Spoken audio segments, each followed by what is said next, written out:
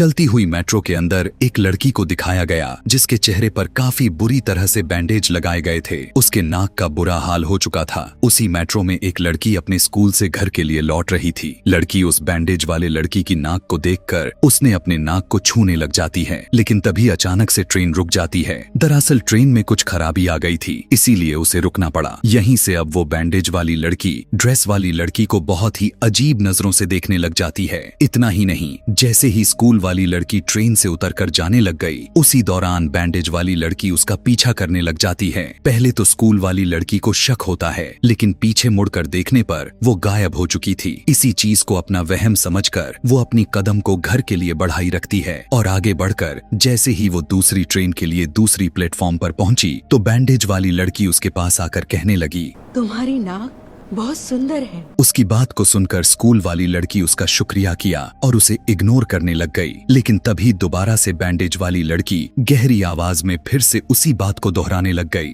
तुम्हारी नाक बहुत सुंदर है।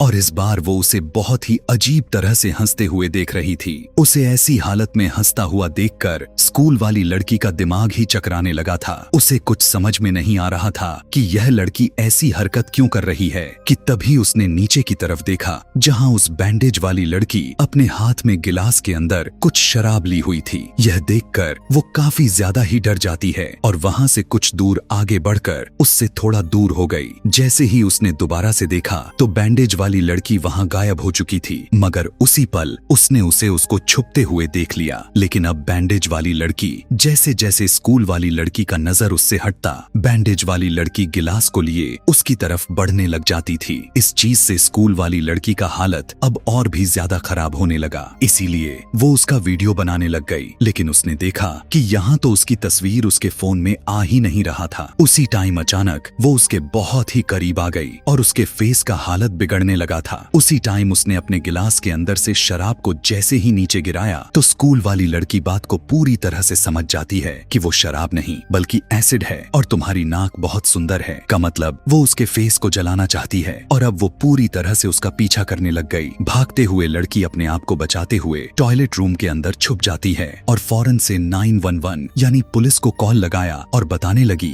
कि एक पागल लड़की एसिड लेकर उसके पीछे पड़ चुकी है और वो स्टेशन के बाथरूम में छुपी हुई है। उसी टाइम पुलिस वाली औरत ने कहा कि अच्छा बताओ कि वो औरत कैसी दिखती है। यह बात सुनते ही लड़की समझ गई कि उसके फोन पर कोई और नहीं बल्कि वही बैंडेज वाली औरत है, क्योंकि उसे कैसे पता कि वो लड़की औरत है। डरते हुए जब उसने ऊपर की तरफ देखा तो वही गिलास अब उसके चेहरे के सामने आ चुका था और वो औरत कहने लग गई कि तुम्हारी नाक बहुत सुंदर है। इतना कहकर वो दरवाजा खोला, जिससे स्कूल वाली लड़की बुरी तरह से डर गई। इतना ही नहीं, स्कूल वाली लड़की जैसे ही उस औरत का कटा हुआ नाक देखा तो उसका सांसें टंग जाती है, क्योंकि उसका नाक बहुत ही दर्दनाक तरीके से कटा हुआ था। इतना ही नहीं, वो औरत अब उस एसिड को सीधा स्कूल वाली लड़की के फेस पर गिराकर उसका पूरे चेहरे को ही जला दिया। उसी बीच हम एक ट्रैकमैन कर्मचारी को देख पाते हैं जो अपने कामों में लगा ही हुआ था कि अचानक उसकी टॉर्च खराब होने लग जाती है। उसी टाइम उसकी नजर ट्रेन के पटरियों पर किसी के चलते हुए आदमी पर गई। कर्मचारी अब भी उसे देखने की कोशिश कर ही रहा था कि उसी टाइम अब एक आदमी की चलने की आवाज उसके पीछे से आने लगी। इतना ही नहीं, उसके ठीक सामने से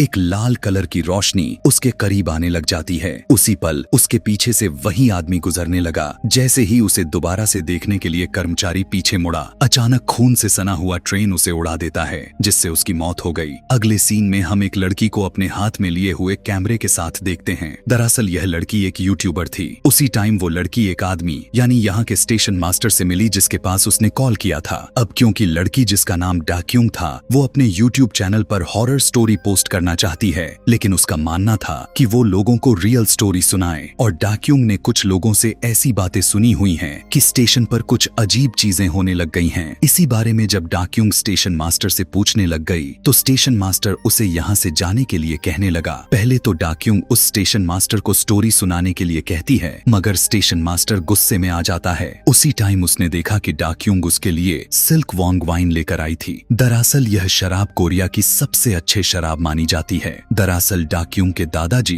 कोरिया की सबसे अच्छी शराब बनाने वाले कंपनी में काम करते थे। उस शराब को देखते ही स्टेशन मास्टर डाक्यूंग को सिर्फ एक कहानी बताने लग गया। पिछली बार की तरह इस बार भी मेट्रो ट्रेन बीच रास्ते में खराब होकर अचानक से रुक जाती है।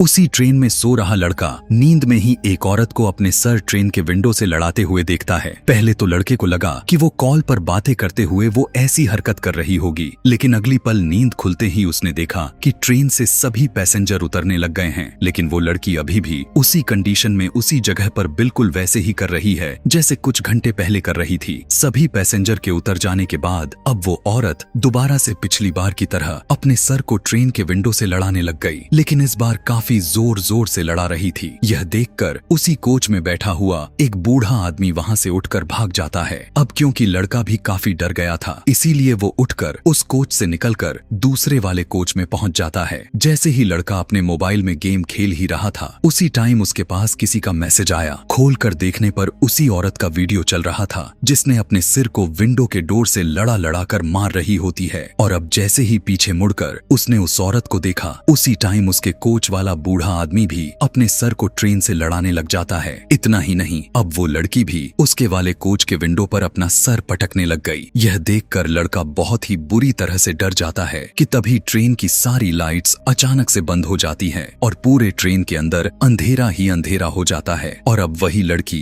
अपने सर को इतना जोर से विंडो पर मारती है कि उसका सर उसके धड़ से अलग होकर उस कोच से लड़के वाले के कोच में यानी उसके पास आ गिरा। इतना ही नहीं, औरत का धड़ उसके करीब आने लगा था। यह देखकर लड़के का हालत इतना ज्यादा खराब हो गया कि उसे यहाँ से भागने के अलावा कुछ नहीं सूझता और ट्रेन रुकते ही वो फौरन से नीचे उतर गया। उस ट्रेन को स्टेशन से जाते हुए हंसते हुए सोचने लगा कि यह उसके लिए शायद सब भ्रम होगा, इसीलिए वो पैदल ही जाने लगा। लेकिन तभी उसने देखा कि प्लेटफॉर्म का एक हिस्सा टूटा हुआ था और उस जगह को टेप से घेरा गया था। लेकिन तभी उसी औरत जिसका सर धड़ से अलग हुआ था, वो अब ट्रेन से बाहर आकर दीवार पर अपने सर को जोर जोर से पीटने लग चुकी थी। यह देखने के बाद लड़के का दिल दहल गया। इतना ही नहीं, वो अब उसके पास आकर जैसे ही हल्की सी आवाज में बोला, लड़का का पैंट ही गिला हो जाता है। उसी टाइम हमने देखा था कि जब लड़का टूटी हुई प्लेटफॉर्म की तरफ देखा था तो वही वाली रेड ट्रेन आ रही थी। अचानक से सर पीटने वाली लड़की उसे उस ट्रेन के आगे धकेल कर उसकी जान ले लेती है। यहीं से यह पूरा सीन स्टेशन मास्टर के कहानी से बाहर प्रेजेंट में चली आती है। कहानी खत्म होने के बाद स्टेशन मास्टर उसे दोबारा से यहाँ न आने को कहा और सोने के लिए चला गया। अगली सुबह यूनिव नाम के एक कंटेंट क्रिएशन एजेंसी दिखाई गई। असल में डाक्यूंग अपने वीडियो को यहीं पर एडिट और पब्लिश करती रहती थी। उस एजेंसी का प्रोड्यूसर वू जिन भी था, जो डाक्यूंग के कामों में वो काफी हद तक उसकी मदद करता रहता था। यहीं पर कुछ पल के लिए इन दोनों में प्यार मोहब्बत वाली झलक देखते हैं। उसी टाइम एक इन्फ्लुएंसर लड़की जिसका नाम हाइजीन था, वो डाक्यूंग को देखकर उससे काफी जलती थी। अगले सीन में डाक्यूंग अपने दादाजी के लाई शराब को लेकर स्टेशन मास्टर के पास पहुंच गई। दरअसल वो और भी स्टोरी इकट्ठा करना चाहती थी क्योंकि उसे सब्सक्राइबर चाहिए थे। उसके पहले व्यूज आते थे लेकिन अब बहुत कम आते हैं क्योंकि लोगों ने हॉरर वीडियो देखना बंद कर दिया था। वहीं स्टेशन मास्टर उसकी आंखों में आंसू देखते हुए काफी इमोशनल हो गया और हंसने लगा, जिसके बाद अब वो उसे दूसरी कहानी सुनाने लग जाता है। इस बार पहले वाले से कहीं ज्यादा ही खतरनाक था। उसने बताया कि एक आदमी जिसकी जॉब छूटने की वजह से वो धीरे धीरे मानसिक तनाव में जाने लगा। पैसों की वजह से उसकी फैमिली भी दूर जाने लग गई। इतना ही नहीं, वो आदमी इतना गिर चुका था कि उसके ओढ़ने तक के पैसे नहीं बचे हुए थे।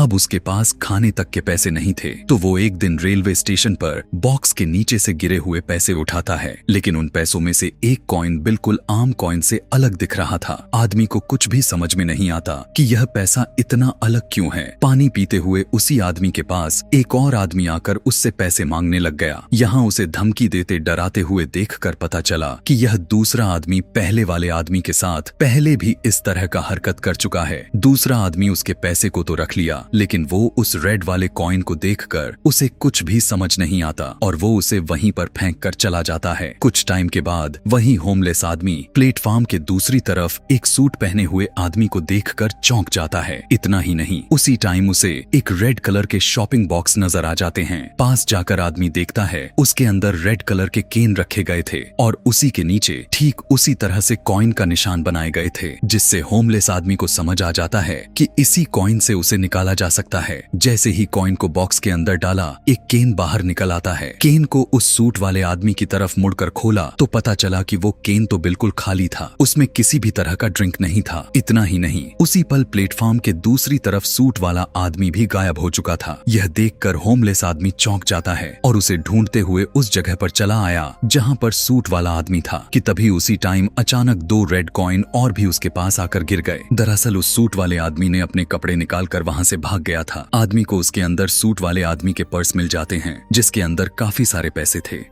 उसके पैसे लेने के बाद वो उस सूट को भी पहन लेता है और बहुत ही मजे से खाना खाने लगा। खाना खाने के बाद उसे प्यास लग जाती है, लेकिन अब उसके पास से सारे पैसे खाने में ही खत्म हो चुके थे। इसीलिए अब वो उसी रेड कॉइन को लेकर उसी रेड बॉक्स के पास आ जाता है। अभी वो उसके अंदर से केन को निकाला ही था कि उसके पास वही बदमाश आदमी जिसने उसके सारे पैसे ले लिए थे वो दोबारा से आ जाता है। लेकिन इस बार होमलेस आदमी इस रेड केन की सच्चाई को पूरी तरह से समझ चुका था और वो उस केन से उस बदमाश आदमी की तरफ किसी गन की तरह पॉइंट कर देता है और उसके सामने जैसे ही केन को खोला तो पहले तो ऐसा लगा कि कुछ नहीं होगा, लेकिन देखते ही देखते उस बदमाश आदमी का पहले एक पैर फिर एक हाथ और उसके सामने ही अब उसका पूरा बॉडी अचानक से गायब हो जाता है। अब कुछ रह गया था तो बस उसका कपड़ा। ठीक यहाँ हमें पता चला कि उस सूट वाले आदमी के साथ भी इसी तरह से हुआ था जिस सूट को अभी होमलेस आदमी ने पहना हुआ है, और वो बदमाश आदमी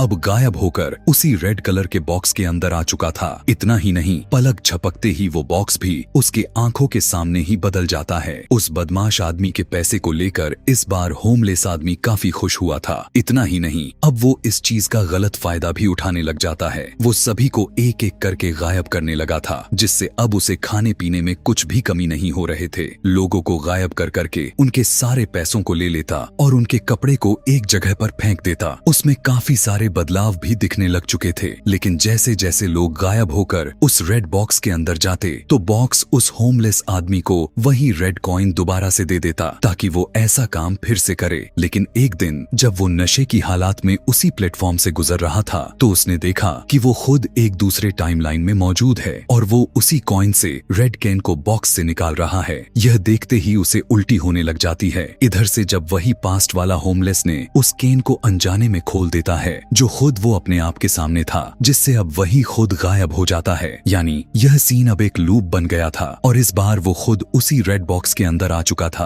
और धीरे धीरे वो रेड बॉक्स उसे बहुत ही दर्दनाक तरीके से उसके बॉडी को काटने लग जाती है, जिससे होमलेस आदमी फ्यूचर में मारा जाता है। और इसी तरह से यह सिलसिला एक लूप की तरह चलता रहेगा। इसी के साथ यहाँ स्टेशन मास्टर की दूसरी कहानी भी खत्म हो जाती है। कहानी सुनते हुए डाकियों को नींद आ चुकी थी, इसीलिए उसे देखकर स्टेशन मास्टर भी सोने के लिए चला जाता है। लेकिन उसी दौरान सीसीटीवी में दिखाया गया कि वही रेड ट्रेन प्लेटफॉर्म से होकर गुजरती है। अगले दिन डाक्यूंग हाइजीन और वूजिन को एक साथ देखकर जेलस होने लग जाती है, क्योंकि वो ऐसा बिल्कुल भी नहीं चाहती थी कि हाइजीन वूजिन के पास रहे। अगले सीन में डाक्यूंग स्टेशन मास्टर के पास से उसे पता चला कि स्टेशन मास्टर को कैंसर हो चुका है और अब वो ज्यादा दिन तक जिंदा नहीं रहने वाला। यह सुनकर डाक्यूंग काफी दुखी के साथ अपने ऑफिस आ जाती है। उसके ऑफिस में काफी सन्नाटा और अंधेरा हो रखा था, लेकिन तभी लाइट जला और प्रोड्यूसर वूजिन और उसके सभी साथी डाक्यूंग को उसके 1 मिलियन सब्सक्राइबर्स के लिए सेलिब्रेट करने लग जाते हैं। अगले दिन बहुत ही खुशी के साथ डाक्यूंग अपने चैनल से लोगों की कमेंट्स को रीड कर रही थी, लेकिन तभी उसने देखा कि किसी ने उसके एक वीडियो पर बहुत ही अजीब कमेंट कर रखा है। दरअसल उसमें लिखा हुआ था, हे भगवान, ये सब सच है, आपको बिल्कुल भी वहाँ नहीं जाना चाहिए, मैं खुद इस अनुभव से गुजरी हूँ। यह देखने के बाद डाक्यूंग उस व्यूअर के बताए हुए लोकेशन पर पहुंच जाती है जहां पर उसकी मुलाकात एक लड़की से हुआ।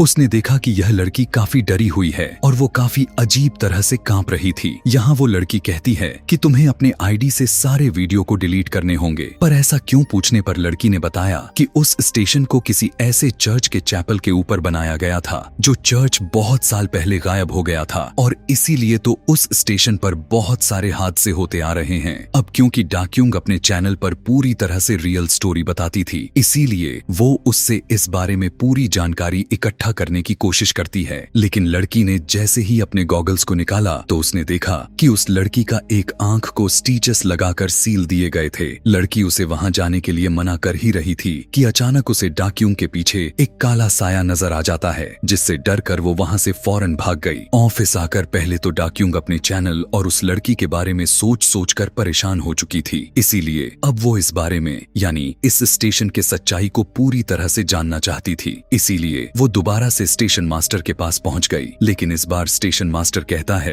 कि अब उसके पास कोई भी कहानी नहीं बची हुई है। लेकिन डाक्यूंग उससे रिक्वेस्ट करने लग जाती है। इतना ही नहीं, उसने कहा कि वैसे भी आप कुछ दिनों की मेहमान ही तो हो, इसीलिए आप और भी स्टोरी बता क्यों नहीं देते। उसकी ऐसी बात सुनकर स्टेशन मास्टर डाक्यूंग को एक और कहानी बताने लगा। इस बार एक इन्फ्लुएंसर लड़की की थी जो ठीक डाक्यूंग की तरह वो फेमस होना चाहती थी। वीडियो लाइव करते वक्त उसका हाथ ट्रेन हैंगर में लगा हुआ किसी लिक्विड में चिपक जाता है और वो लिक्विड उसके हाथ में लग गया था। यहाँ हम यह गौर कर पाते हैं कि यह लड़की कोई और नहीं बल्कि वही डाक्यूंग के साथ काम करने वाली लड़की हाइजिन थी। अब क्योंकि हाइजिन डाक्यूंग को काफी बुली कर रही थी, इसीलिए उसे देखते हुए प्रोड्यूसर वू जिन उसे ऐसा करने से मना करता है। लेकिन तभी उसने देखा कि हाइजिन के नाकों से खून निकल रहा था। यह देखकर हाइजिन काफी परेशान होकर डॉक्टर के पास चली गई, क्योंकि उस दिन ट्रेन में जो लिक्विड उसके हाथ में लगा हुआ था उसकी वजह से उसके हाथ पर छाले पड़ने लग चुके थे। यह देखते हुए डॉक्टर उसे दवाइयाँ और कुछ मलहम देता है, जिसे लगाते हुए वो घर आने लग जाती है। उसी रात चलते हुए रास्ते में डाक्यूंग मिल जाती है। बातों के दौरान डाक्यूंग देखती है कि हाइजिन के नाकों से इस बार काफी सारे खून निकलने लग गए थे। भागते हुए वो फौरन से वॉशरूम चली गई, जहां पर उसने देखा कि उसके हाथों में काफी सारे होल्स होने लग चुके थे। लेकिन उसी टाइम अचानक उसकी आंख खुल जाती है, यानी यहाँ पता चला कि यह उसका एक नाइटमेयर था। उसके हाथ बिल्कुल ठीक थे। कुछ टाइम के बाद दिखाया गया कि यहाँ वही सीन चल रहा है जिस रात एजेंसी के सारे लोग डाक्यूंग के चैनल की 1 मिलियन सब्सक्राइबर्स के लिए सेलिब्रेट कर रहे थे। अगले सीन में अब हाइजिन डाक्यूंग के चैनल ग्रोथ को देखते हुए काफी परेशान हो चुकी थी। इसीलिए इस बार उसे अपने कामों में मन नहीं लग रहा था कि तभी अचानक से उसके नाक से दोबारा खून निकलने लग गए और उसके हाथों में उसी तरह से होल्स बनना शुरू हो गए। भागकर वो दोबारा से बाथरूम में जाकर छुप जाती है। लेकिन इस बार अब उसके पूरे बॉडी में ढेर सारे होल्स बनने लग गए और देखते ही देखते उसके हाथों और चेहरे के रास्ते पौधे निकलने लग जाते हैं, जिससे अब उसके बॉडी पर फूल निकल चुके थे और उसकी वहीं पर मौत हो जाती है। इस कहानी के बाद स्टेशन मास्टर उस लड़की का कहानी सुनाने लगा जिसके चेहरे पर काफी अजीब तरह से बैंडेज लगाए गए थे और इसी को हमने कहानी को शुरू में भी देखा हुआ था, जिसने बहुत ही अजीब तरह से अपने हाथ में एसिड को लेकर लड़की का पीछा करती है, उसे काफी बुरी तरह से डराती है और बहुत ही बेरहमी से उसकी फेस को जला देती है। लेकिन यहाँ अब डाक्यूंग स्टेशन मास्टर से चर्च ऑफ ग्वांगलिम के बारे में पूछने लग गई। वो बताती है कि उसने सुना है कि वो जो स्टेशन है वो चैपल के ऊपर बनाया गया है, इसीलिए वहाँ पर अजीबों गरीब तरह के घटने घटते रहते हैं। उसने एविडेंस के थ्रू उसे बताती है कि कई साल पहले 40 ग्वांगलिम कल्ट वालों के लोगों ने सुसाइड कर लिया था। लेकिन कुछ लोग अभी भी यह मानते हैं कि उनके लीडर कभी मरे ही नहीं थे और वो आज भी जीवित पड़े हैं। इसीलिए वो स्टेशन मास्टर से परमिशन लेकर इस स्टेशन ऑर्गेनाइजेशन की तहकीकात करने लग जाती है। स्टेशन मास्टर ने डाक्यूंग को बताया था कि सुबह के 3:34 पर एक ट्रेन आएगी। अगर तुम उस ट्रेन में चढ़ जाती हो तो वो तुम्हें मिल जाएगा। लेकिन उसी टाइम इसी प्लेटफॉर्म के दूसरी साइड एक अजीब सा आदमी खड़ा हुआ नजर आता है। लेकिन उसी पल पलक झपकते ही वो वहाँ से गायब भी हो गया। उसी टाइम जैसे ही स्टेशन का लाइट जला, एक आदमी बहुत ही आराम से अपने बिल्ली को लिए बैठा था। आदमी बिल्कुल भी हिल नहीं रहा था कि तभी उसी दौरान ट्रेन भी आ गया। ट्रेन में बैठकर डाक्यूंग ने देखा कि अभी भी वो आदमी उसी कंडीशन में अपने मोबाइल में देख रहा है। लेकिन जैसे ही ट्रेन के चलने के बाद डाक्यूंग ने अपने सामने की तरफ देखा तो वही बाहर वाला आदमी उसके पास ट्रेन में आ चुका था। यह सीन देखकर डाक्यूंग का दिमाग ही घूम गया। उसे बिल्कुल भी समझ नहीं आ रहा था कि उसके साथ ऐसा क्यों हो रहा है। और अब यह आदमी डाक्यूंग को बहुत ही ध्यान से भी देखने लग गया था। जिस तरफ वो जाने की कोशिश करती, आदमी ठीक उसी तरफ डाक्यूंग को देखकर उसे डराने लगता। इतना ही नहीं, वो अब उठकर उसका पीछा करने लग जाता है। डाक्यूंग भागते हुए सभी कोच को पार करने लग जाती है। उसी बीच अचानक ट्रेन का पूरा लाइट ही चली जाती है। डाक्यूंग मोबाइल के फ्लैशलाइट से देखा